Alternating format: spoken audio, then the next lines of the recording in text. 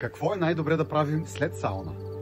След сауната тялото е разгорещено, а мускулите са отпуснати. Потапянето в ледената вана свива кръвоносните ви съдове, подобрява лимфния поток и ускорява елиминирането на токсините.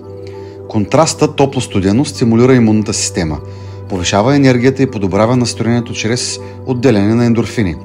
Кожата се стяга и придобива свеж вид, а също така се стимулира и метаболизмът, подпомагайки изгарянето на калории, разбира се.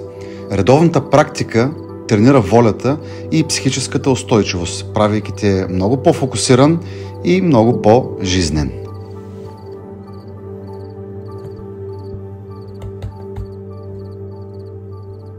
Удоволствието и ползите, което изпитва вашето тяло след ледена вана, е неописуемо.